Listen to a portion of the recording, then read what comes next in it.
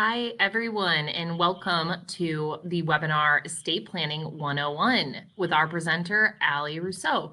My name is Cassie Petoskey, and I'm the Assistant Director for Career Advancement for your Northwestern Alumni Association.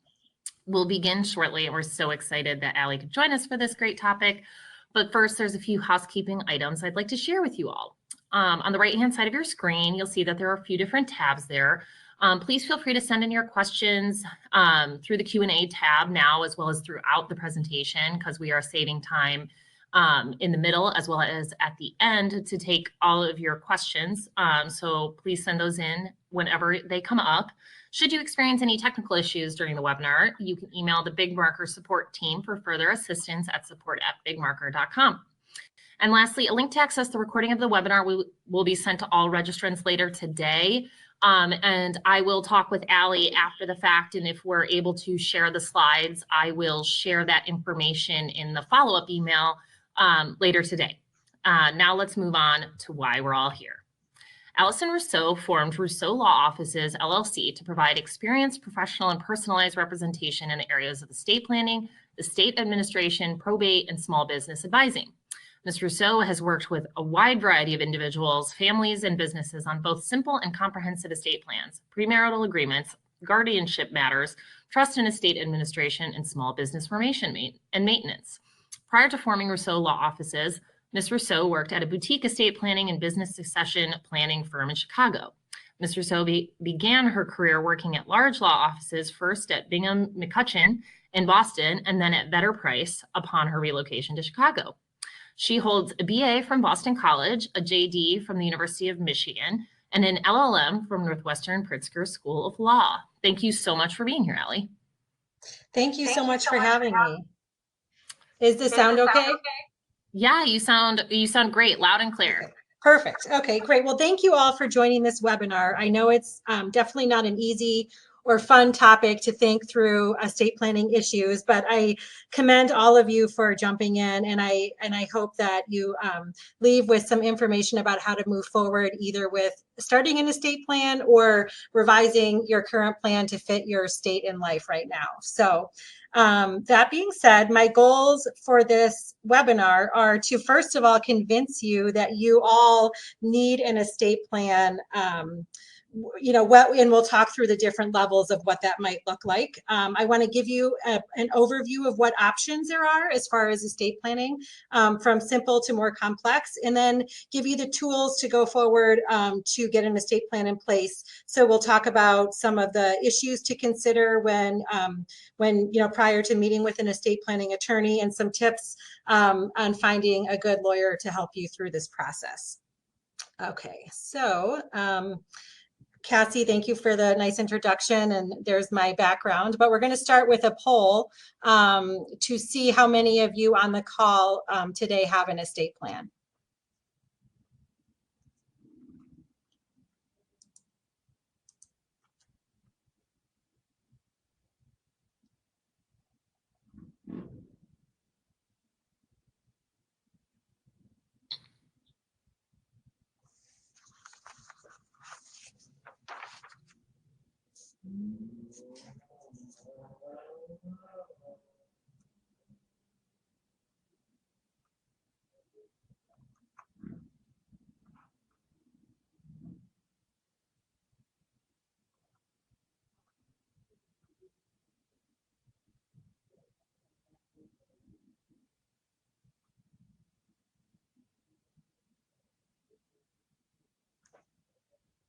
Okay, Cassie, will you be able to show the results in a few seconds?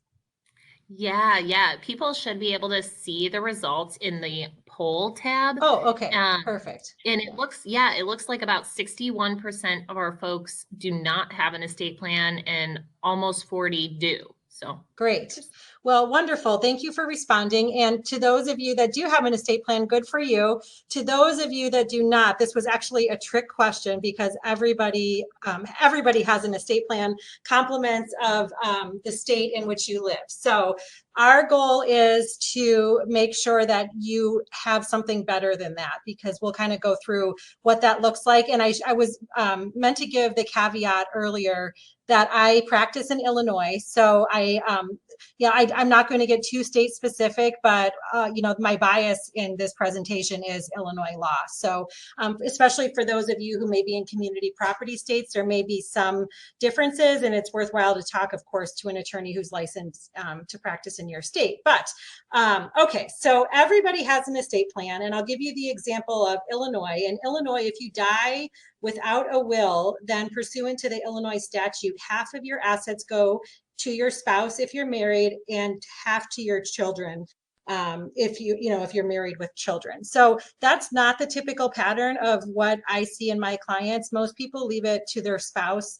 for their life, and then at the death of the spouse, it would go to the children. And of course, that can be different in a second marriage situation.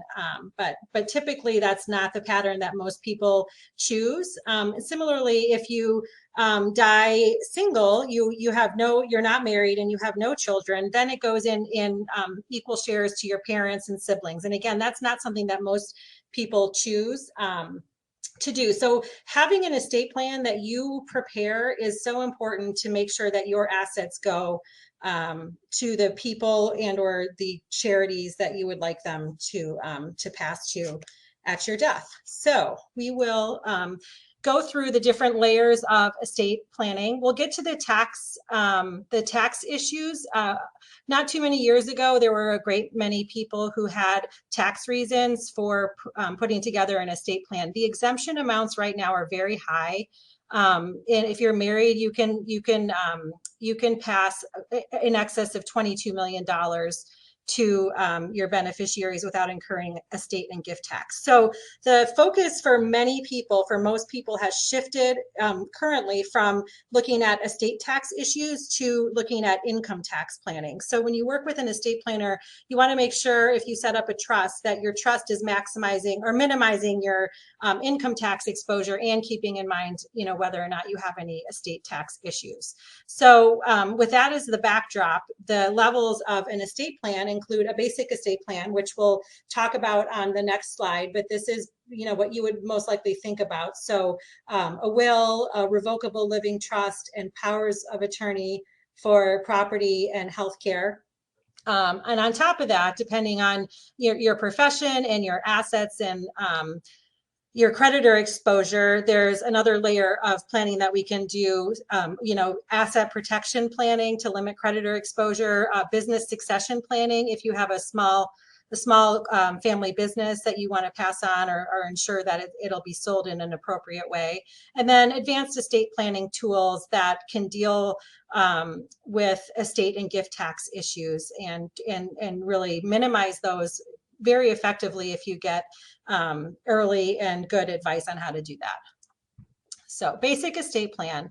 There are really two tracks of an estate plan that I put together in my office, and my clients range from, just a basic estate plan where somebody has relatively modest assets, but they want to make sure that they go to the beneficiaries of their choosing, up to people that have tax planning issues. So I practice in Illinois. Illinois is an awful tax state. I don't know how many people in the listening in are from Illinois, but we are one of the few states that have a state level estate tax. So we'll talk about that later. But so some people may need tax planning, and that's when a trust is essential in order to ensure that can be done. So basic estate plan can be as simple as a will, a power of attorney for property, and a power of attorney for healthcare.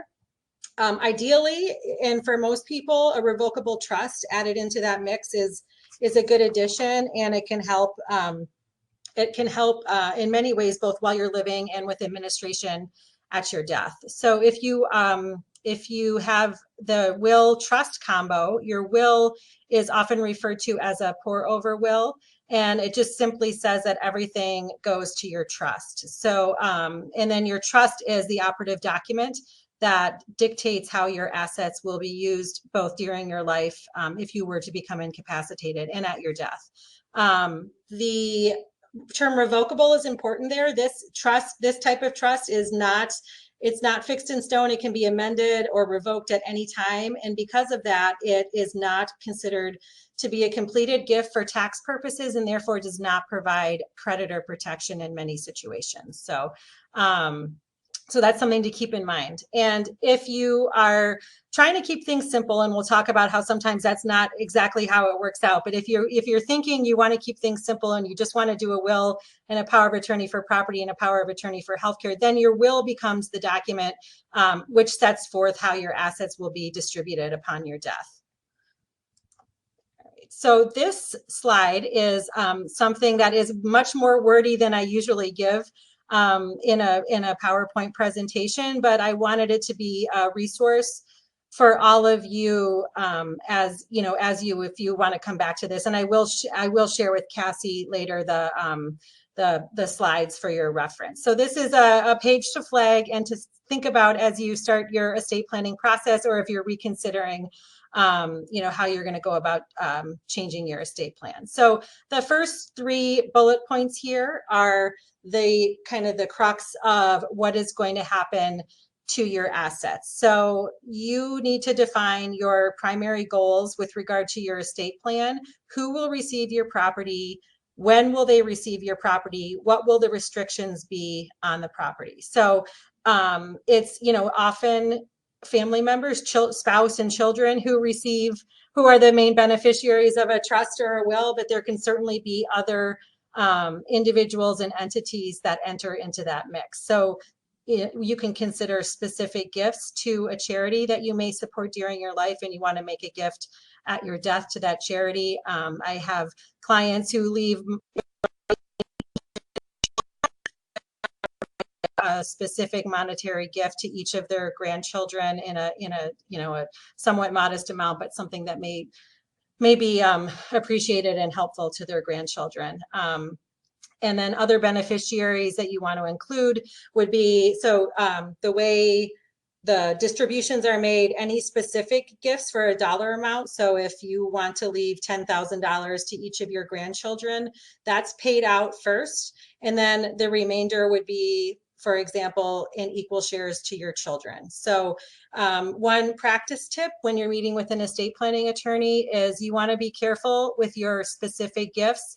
I encourage clients to do shares or percentages. And if you're doing a specific gift, you can use a much lower percentage, as opposed, you know, a very small percentage to your grandchildren and a larger percentage to your children, because assets to do a fixed amount can be disproportionate at the time of your death. So assets may be spent down by enjoying your retirement and traveling, or living a very long life and incurring significant medical costs.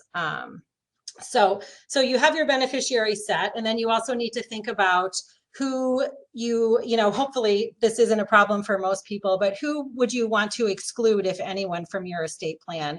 And I see this in 2 different situations. One is typical if in a fiduciary, when you're naming your fiduciaries, like the trustee or the executor.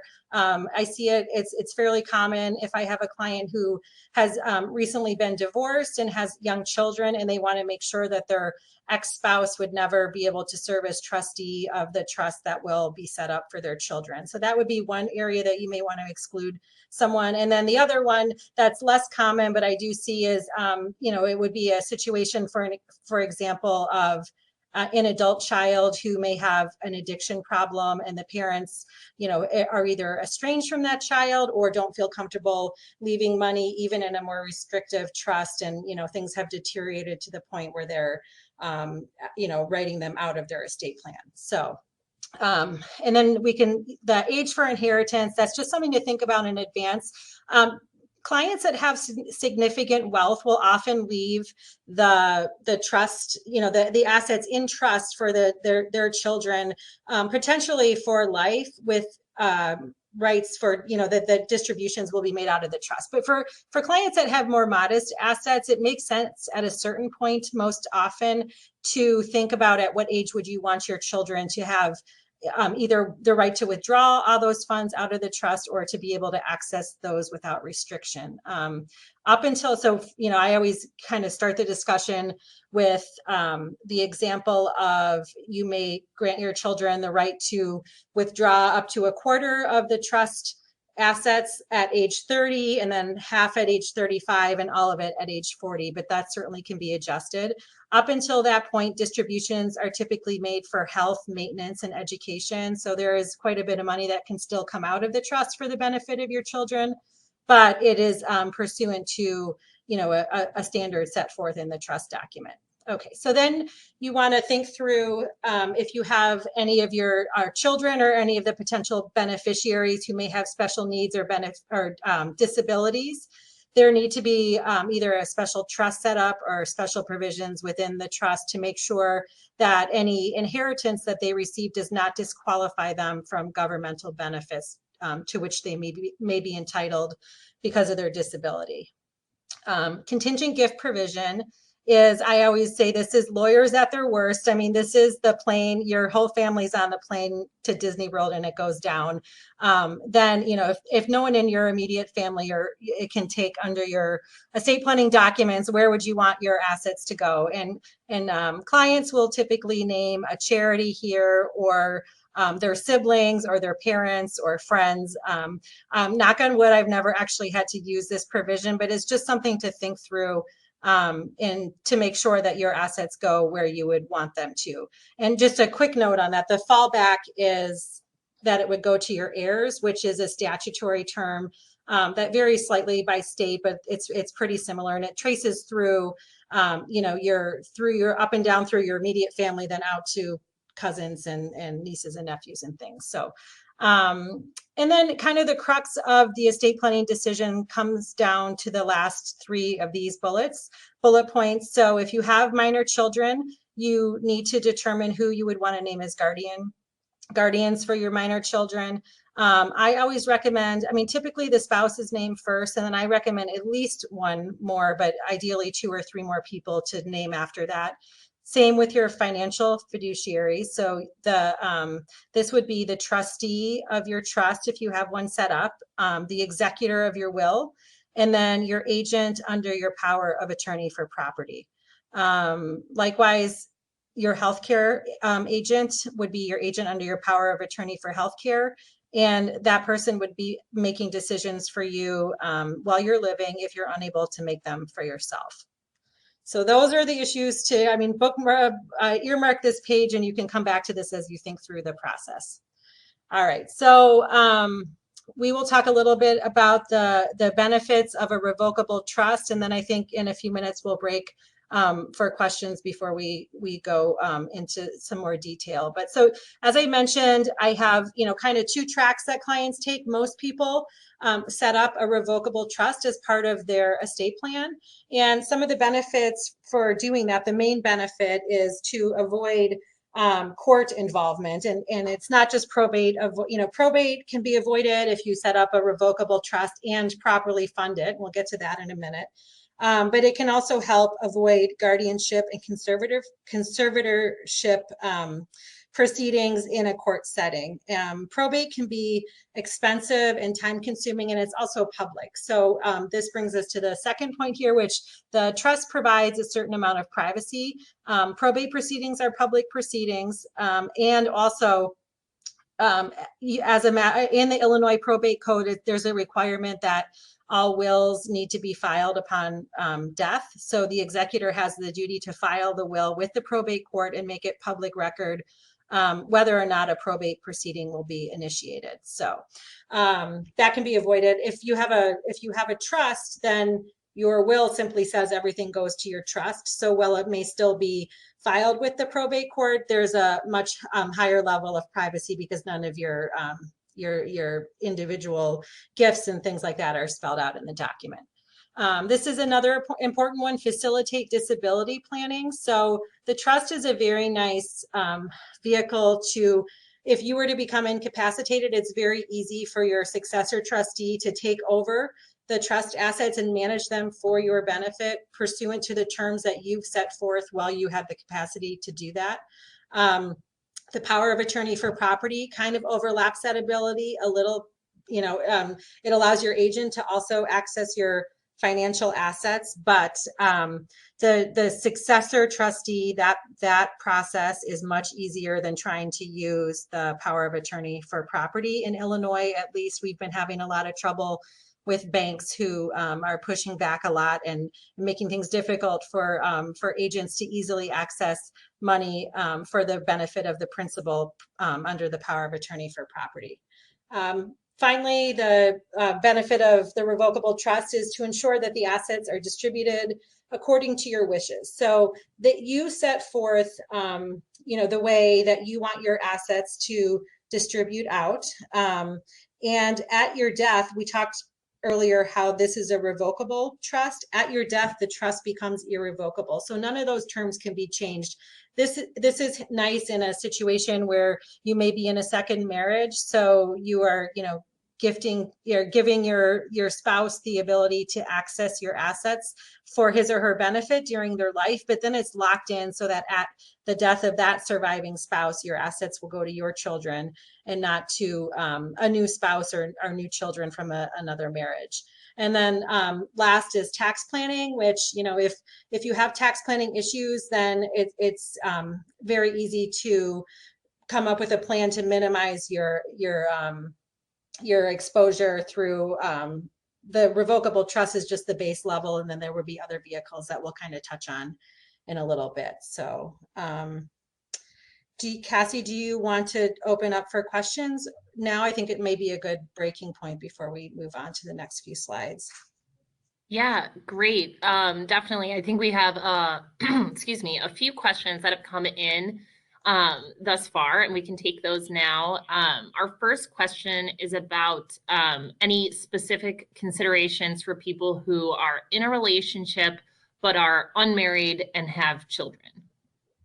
Okay, so yes, so I mean, it could, and this is the nice thing about trusts and in the age in which we live, where the tax exemption levels are so high that we can push aside a lot of the tax considerations that really governed how we had to do things not so long ago. So we can really tailor the trust to particular situations. So in that setting, I mean, and certainly most people want to make sure that their children will be taken care of.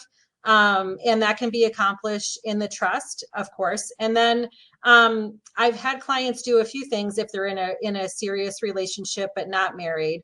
That would be, so you can either do, certainly some people don't include their significant other in their estate plan in that situation, but you can give, I've had clients who do specific gifts to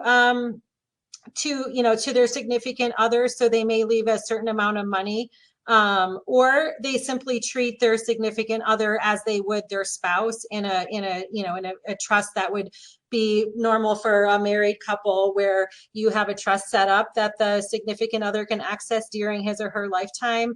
And there's parameters on how distributions can be made. And then at the death of that person, any assets remaining in that bucket of money go to the children. And you can certainly split it. So, some is set aside for the significant other. And I will note in a situation like that, that's when powers of attorney become very important, especially power of attorney for property. A power of attorney for healthcare. If you want that person to be making healthcare decisions for you and they're not a family member, it's imperative that you have a power of attorney for healthcare in place naming that person, so that the physicians and hospitals will talk to him or her if you needed to have a medical decision made on your behalf. There are statutory provisions that allow people to make decisions if decisions need to be made, and that of course does not include someone that's not related to you. So make sure you have that in place for sure. Mm-hmm. Yeah, that's really, really helpful advice. And another question, maybe we can take one more before we keep going. We have a ton, so this is great. Yes. Hopefully, yeah, people keep sending them in as we keep going. But our next question was about how much it costs to create an estate plan, as you've outlined, including the will, trust, power of attorney. Should Yes. we be hiring an attorney? Are there other options? Yes, and my last slide will go into that, and I will give you my thoughts. There are certainly options online, and we can flip out of order. That's fine. So there are plenty of options for you to do this online. Of course, I'm biased because I practice in this area and I'm attorney, but I do think it's worthwhile to have this done by an attorney, unless you have really the simplest of the simple estate plans and you want to just pay to have a will that you put together online, and it's like going outright to your children and that's it. So I think so to answer the cost part, so the online options are very inexpensive. To work with an attorney, I think, so I'm out in the suburbs, and city, the city prices are going to be much higher, but the going, I think the like middle or lower middle rate of doing a full estate plan, including a trust for both spouses. So a married couple comes in, somewhere between $2,500 and $3,000 to do, from start to finish. And in my office, that includes, so I bill on flat fee. I mean, some lawyers will still do an hourly fee, and I do keep track of it. So if I really have someone that's really simple, then I will just bill them hourly so that they're not paying an extra $1,000 to have it done. But it should be from start to finish, and any questions that you have. And when I do it, it includes help with retitling assets into the trust. And also, and importantly, and we'll talk about this too, many of my clients, especially as they approach retirement age or are in retirement age, a significant part of their assets are in retirement accounts, and those should have separate consideration, so that there may need to be a special beneficiary designation, not that's attached to the account beneficiary designation, that can include some estate planning provisions. And we'll touch on that in a little bit, but what you're paying for is that full package of start to finish and getting the trust funded. So that's really interesting. And just to follow up on that, does it cost anything for you to keep the trust on file? Does it, or is it that flat rate and that's it forever? How does that work? Okay, so when I worked in the city, we actually had a vault there, and it was like a big fireproof, bomb-proof thing where we kept original documents. And I don't think that there was an extra charge to do that. I mean, that's kind of what you're paying for when you're going to a bigger firm. My firm right now is smaller, and we do not keep original documents here. So at the end of the process, I send everybody, the client, they get a nice Tyvek envelope with their original documents in it for them to put in the estate, if wherever they put it, into a lockbox or a safe deposit box. I also send a binder of copies, which is fairly typical, so that they can keep that more handy. I send a title instruction letter on how to retitle your assets, and then a few other things like certified expunged trust. So those I sign saying this is a true and complete copy of the trust. Oftentimes banks will ask for that when you're retitling accounts and things like that. So it's it's and then I guess the second part of that question would be what does it mean going forward? So if you stick with the same estate planning attorney and you want to make some changes down the road, there's no reason why you should be repaying $2,500 every time you want to do that. So, it pays to find somebody that you like to start with, because then your changes to your documents as years go on become much easier and less expensive. That being said, I do get clients in who, want to change things and didn't like their prior lawyer, and, explained to me they just paid $2,500, and it puts, it's a tough situation to be in, because I didn't do that work and I kind of have to start over from scratch. It's cheaper for me just to use my forms that I've developed over the years, as opposed to reviewing someone else's work, and that runs up the hours pretty quickly. So yeah. Interesting. Well, yes. yeah, there's so much that goes into this, and this is very interesting. And I know that we have a ton of questions that have come through, but I think if it's all right with you to keep moving through the presentation. Let's keep going. Yeah. So I've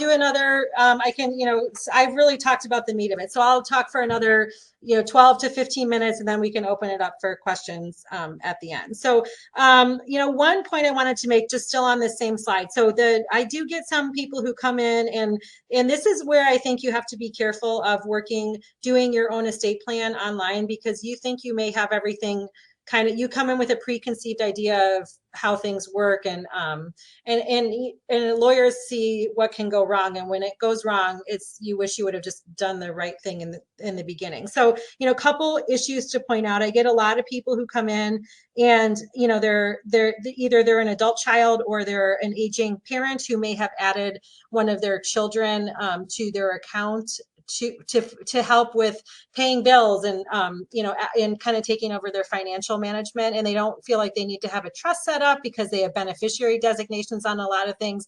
But it raises issues, and it's not common, but when it happens, it's awful. And so what can happen when you add in an owner on an account is that if that child had creditor issues, then that account, which should be used for the parent, could now be used to pay creditor liability of the child. Also, with the same thing with beneficiary designations, I've had situations where people have named multiple beneficiaries on, for an example, in an investment account, rather than putting it into the trust, where when it's paid out through the trust, there's creditor protection when it goes out to the children. But I've had clients who think, they can just do a beneficiary designation and don't need to set up a trust. And then same, it can be a creditor issue if one of the children has a creditor problem. It can tie up or eliminate some of the distributions that would be made out of that asset. So those are my warnings for just trying to kind of do it yourself and using online services. You may not get those red flags. So, all right. So we'll move on to the next slide here. So, we've talked. So when a client comes in, I give them my whole speech about why a trust is important. And, and I will tell you, though, that I have many clients who just really don't want to set up a trust, and they go and they just, do a will and the powers of attorney for property. And that's fine. I feel okay about that, as long as, of course, there's no tax issues and they're, fully informed about making that decision. So I would talk to some, a lawyer that you respect and trust, and then, come to the conclusion of what works best for you. But this slide here, funding the trust, is really kind of what turns clients off to having, the work you have to do at the outset of once you establish the trust. So after you sign your revocable trust, the next and most important step is to fund it. And that involves retitling assets so that they're owned by the trust rather than by you individually. And I should pause here and tell you that most often when a revocable trust is set up, the grantor, the person who sets up the trust, is the trustee, the initial trustee of the trust. So you, as the person who set up the trust, will not see any difference in the way that your assets are available to you. There's no real restrictions on how you can use those because it's a revocable trust. So, but it is important to make sure that you fund the trust, and your attorney should give you instructions at the very least on what you need to do that. And many attorneys will help you do that if necessary. So what that involves is contacting wherever you have your investment accounts, contacting and changing the beneficiary designation on your insurance can go into your trust. Your home can go into your trust. Certainly if you're single, if you're married, you have to weigh the pros and cons. So oftentimes in Illinois, you can hold your primary home as tenants by the entireties, which allows some stepped up creditor protections. Within the last few years, we've been able to transfer that into trust so that you can hold the home as tenants by the entireties in trust, which gives you the creditor protection plus the ease of administration at the death of the first spouse. But that's something you need to talk to a lawyer in your state. The main exception so the general rule is you put everything into your trust. The exception is retirement assets. So there are tax reasons why it is sometimes not the ideal way to do things by naming your trust as the beneficiary of your retirement assets. And this is like IRAs and 401ks. It can trip up a faster distribution schedule than most people want with regard to these tax sheltered assets. So typically what we do is advise clients to do a direct beneficiary designation on smaller accounts, so that, you know, if you're married and have children, you would name your spouse as the primary beneficiary and then your children as the secondary beneficiaries, as opposed to naming your trust as the beneficiary. So I do have a lot of clients who have significant assets in their retirement, or a significant level of assets in their retirement accounts. And that's a place where it's important to work with an attorney to get additional language into those beneficiary designations to allow some flexibility at your death, so that some tax planning can be done if necessary. And a good estate planning attorney should be able to help you with that. All right. So I get questions about, when do you need an estate plan? And there's certainly trigger points in life that that it make you think that maybe this is the right time. So marriage, divorce, remarriage. I get a lot of people who just had their first child and now they're thinking that they need to take care of things. Death of a spouse. I send out a letter every 5 years to my clients, not saying that they need to come in, because this should be, the estate plan should be done so that it has some flexibility, and it should be made so it can last and is not a 5-year document. But I encourage people to just open that file and take a look at who you named as your beneficiaries, as your fiduciaries. Do you still like those people? Are they still living? Are they, if you named guardians, are they still married and part of your family? So it's just important to kind of keep up to date on that. And as your children, if you have children and you do an estate plan when they're young, you know, I see a lot of clients who, as their children grow, they may move into the role of, you know, trustee, or, you know, take our healthcare agent or things like that.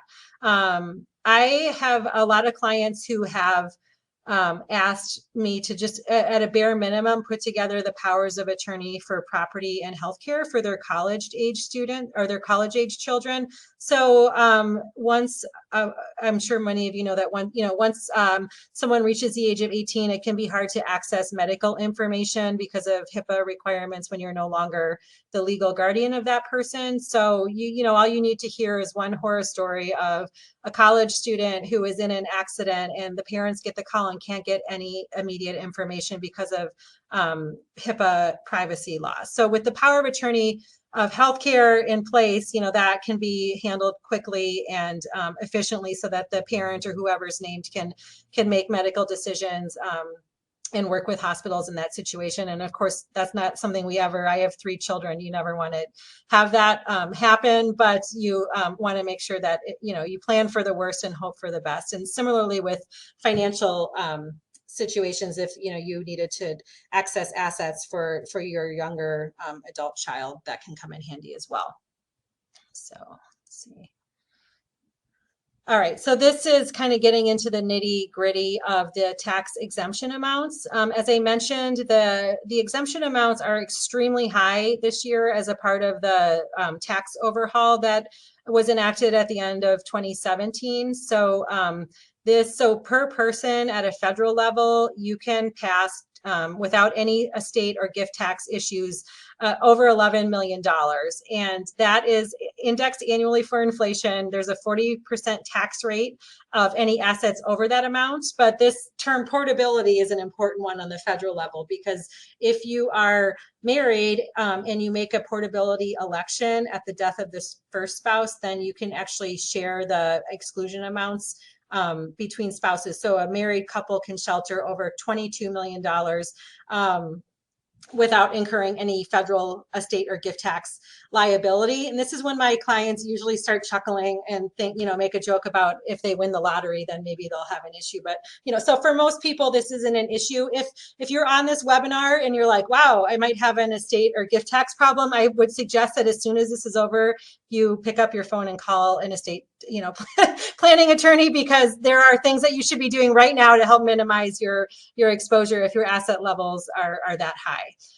So in Illinois, you know, we have a state level, a state and gift tax. So that's something to look into. And I know there's people from all over the country on here. So that's something you want to have in your mind if there's an issue for that. So I'll give you the example in Illinois. It's a $4 million exemption.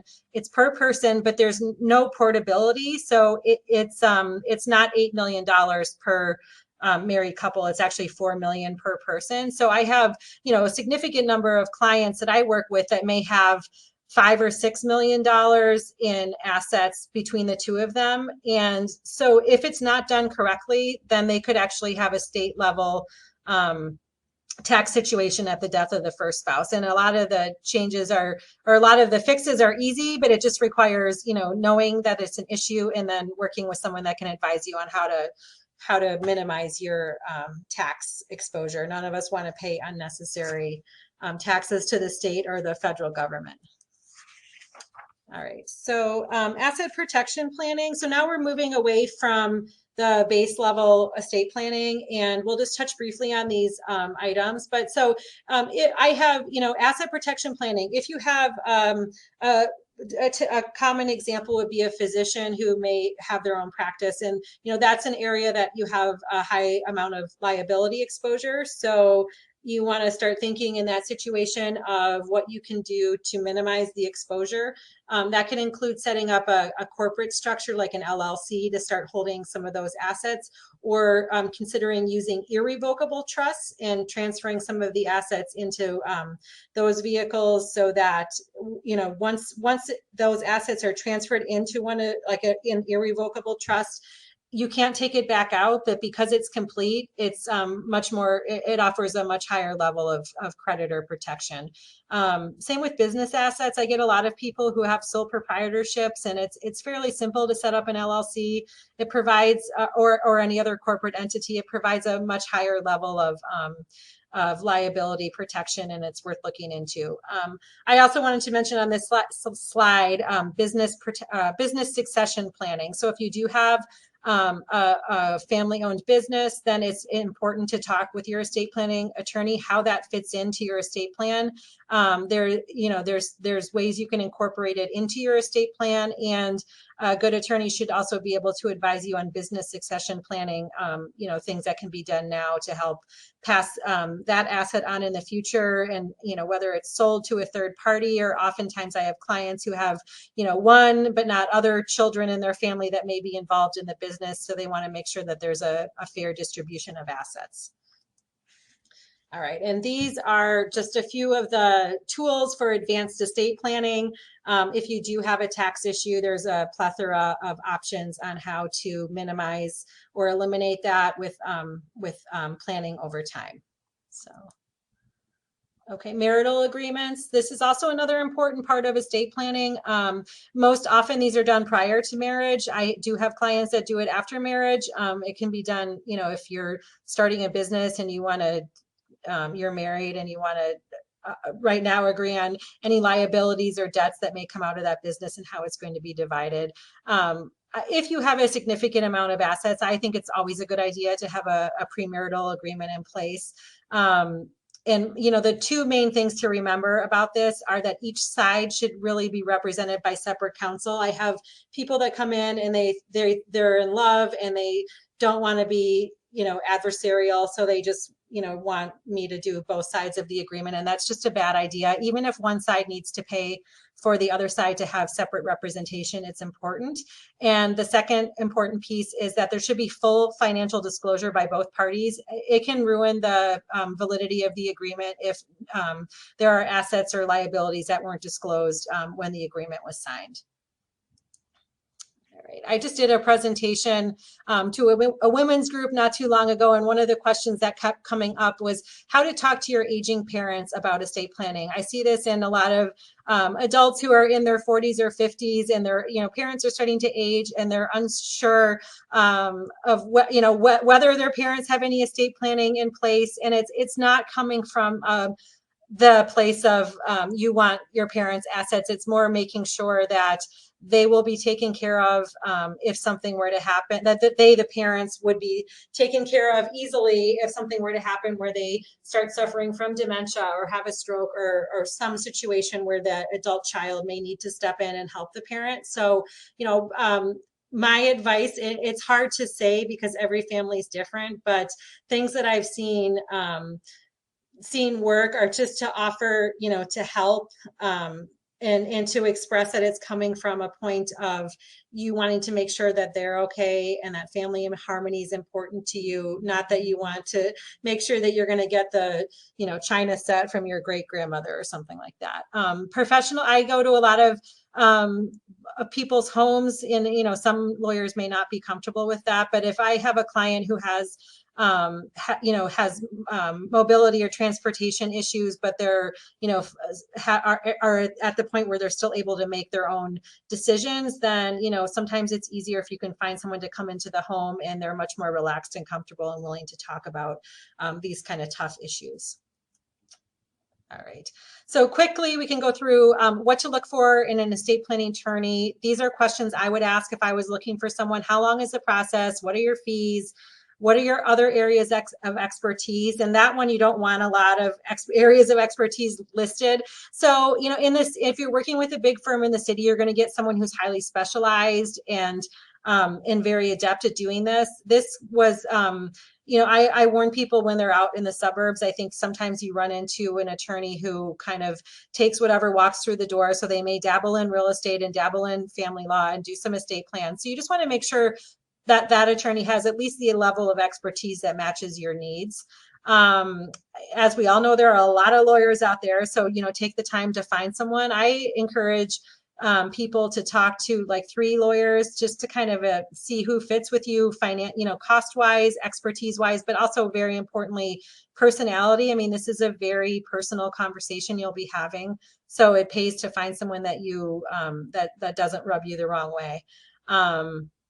And then, of course, you should review your documents, as I mentioned, every so often to make sure it still works. Thoughts on do-it-yourself estate planning, and then we'll open it back up for questions. As I mentioned, this can be a tricky area of law. I get people who put something together and then something happens where their parent passes away and it's either a mess and they don't want to ever have that happen, or it's super easy because there was a well thought out trust in place and it was funded and everything worked really well. So it's I would encourage you to at least talk to an attorney and go that route if you really have very simple needs, or it's better than nothing to look into online options if that's really all you are comfortable doing at this point. I would at least encourage you to get something in place. All right, so that is the end of my slides, and I would be happy to take any questions. Great. This has been so helpful. I know that everybody online is really appreciating all this information, and we do have a ton of questions, and we'll try and get through as many as we can right now. And our first kind of clump of questions is on power of attorney. And yes, Roseanne is writing in, is power of attorney for healthcare the same as a healthcare proxy? Yeah, so it varies by state. And so I'm in Illinois. We have state issued forms that the, state of Illinois puts together. And it's called a power of attorney for healthcare. So that's the term that I'm using. And it is a healthcare proxy. So I would assume that, whatever state you're in, they may just have a different title for that. Mm-hmm. Okay. That's helpful. And is it possible, I know you mentioned like power of attorney for health being separate from another power of attorney. Is it possible to have more than one power of attorneys, and what happens then? Okay, so there's a couple different angles on that question. I just was people laugh at lawyers, I think, because we can never just give a straight yes or no answer. But let me go through some of the nuances. So they're in your power of attorney for property and healthcare. It's kind of the same answer. In Illinois, we do not allow for when you're using the state issued form.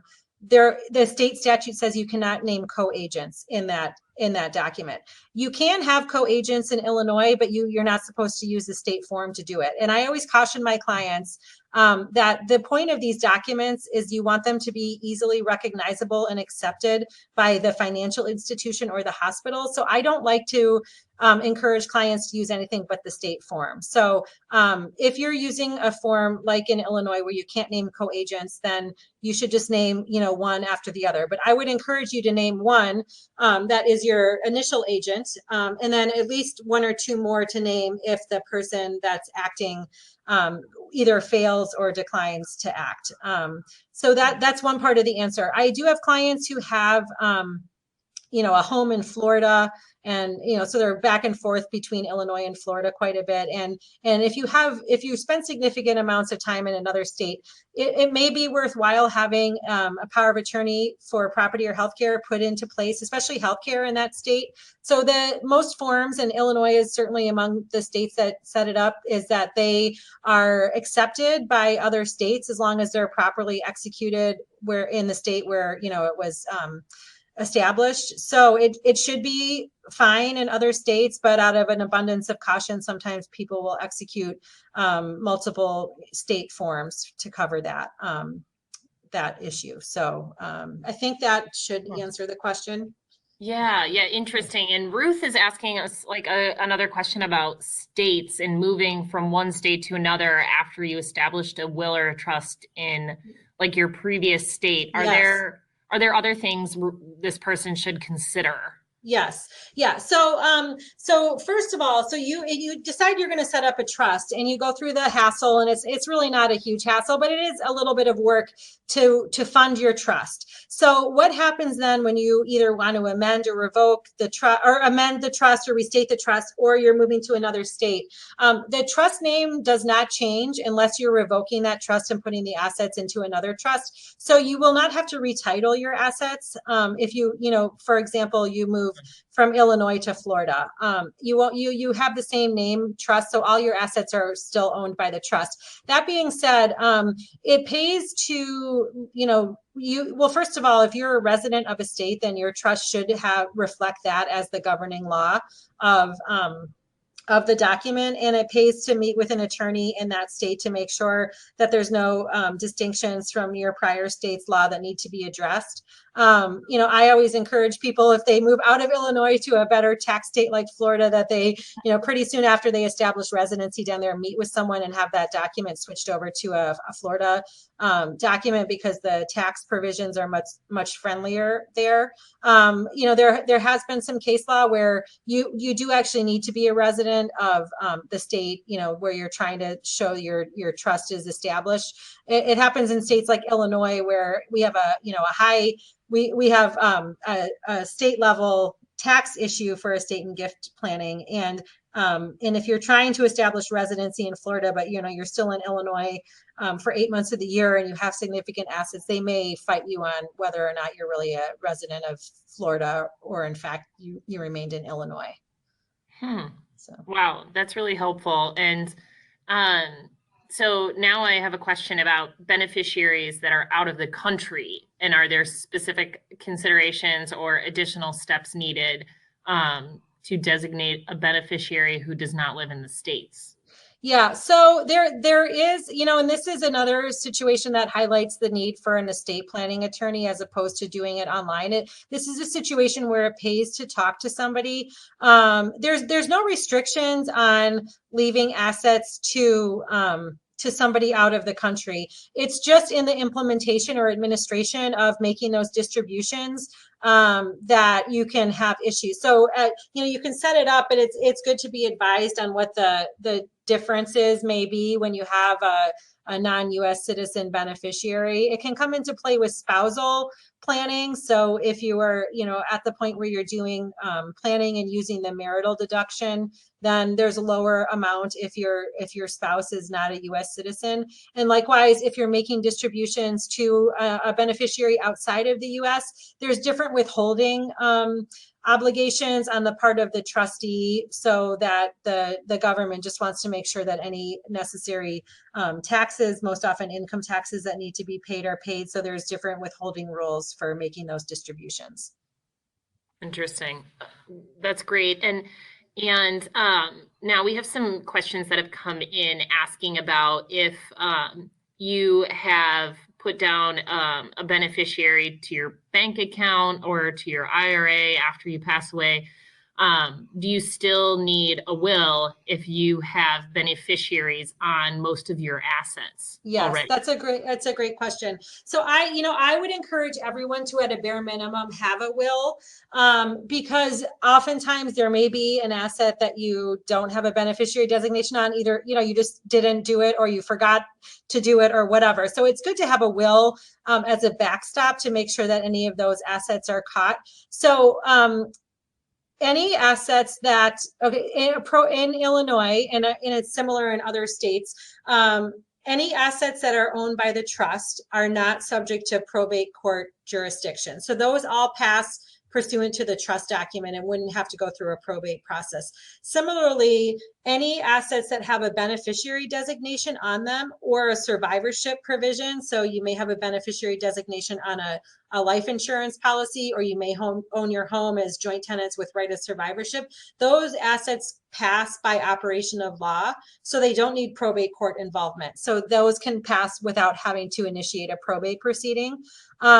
Many states have also a small estate amount. So in Illinois, we have $100,000 small estate amount. So if any assets left over that aren't in those two buckets, that they pass by operation of law, or they are owned by the trust and just distribute out pursuant to the terms of the trust. If anything left in that third bucket of, no man's land, in the aggregate totals less than $100,000, and that amount varies significantly by state. But if it, in Illinois, if it's less than $100,000, then we can use something called a small estate affidavit to transfer those assets to the person, typically specified in the will, but without having to initiate a probate proceeding.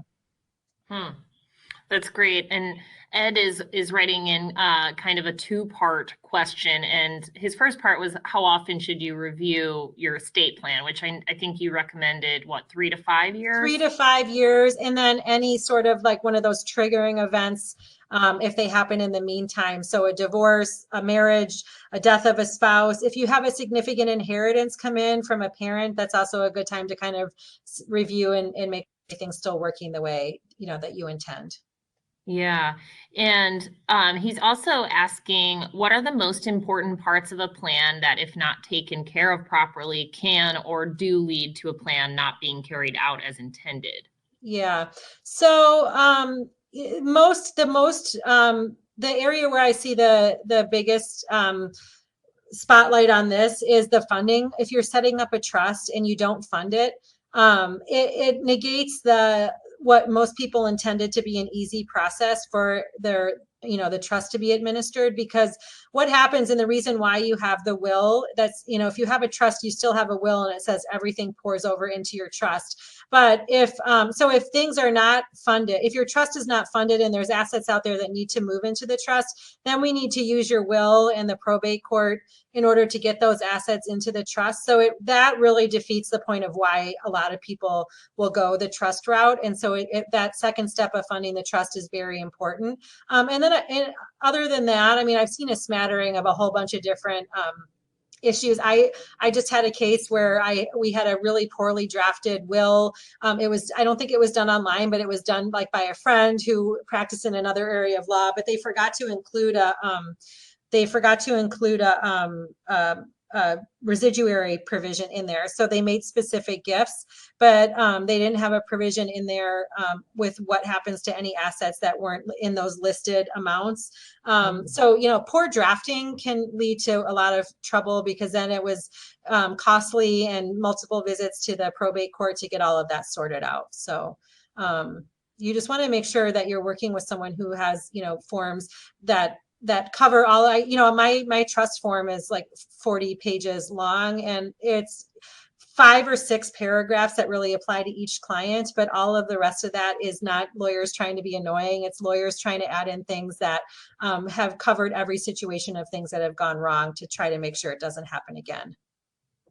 Yeah, that's really helpful. And I think we're getting really close to 1 o'clock, but in closing notes, I'm wondering if there are, John was writing in, if there's a local resource by state for finding good estate attorneys who have good reviews, or do you have any other recommendations? Yes. Yeah. Yeah, great. There's plenty of there's plenty of online rating things. And as a lawyer, I can tell you I struggle with, because I don't even like asking clients to give reviews. And then when you do get a review, you ask a client for a review, and then like, where do you post it? So Avo is one that has pretty good, like a review, and it gives you some good information, and it's AVOO or AVVO. I can never remember, but it's Avo, and they rate attorneys. Google actually has some fairly good ratings. You can certainly Google the attorney. There's other ones like lawyers.com and stuff, but I would say Avo or just a simple Google search. Now, there are most county and state bar associations, especially county level bar associations, will keep a list of attorneys that they've screened, and then they make referrals out of there. And the bar associations typically do check in to the practice areas and the number of years they've been practicing and things like that. So that would be a place to start looking. Sometimes it depends. I've seen some of the bar associations are less strict than others, and you may get someone who that's their main source of business because they don't have a lot of experience. I think the best place to get recommendations is to talk to your financial advisor or banker or insurance salesperson, because I have a lot of relationships with those types of people, and they know me. They've had clients that have worked with me. If I don't do a good job, they're going to hear about it, and they're always happy to. And they typically give out 2 or 3 or 4 names of different attorneys that they've worked with and would recommend. Great. Well, Allyson, thank you so much for all of this great advice and helpful tips. We really appreciate you taking the time to share all of this with us. Is there anything else you'd like to share before we end for the day? No, I really appreciate the opportunity. Obviously, this is an area that I believe is important, and I hope that all of you left. This was basically my first meeting with a client where I go through all of the things that you need to think about. So you're one step ahead of most people, and I think you're in a good place to kind of move forward in a much more educated way about how you're going to go about putting an estate plan together. So thank you all very much.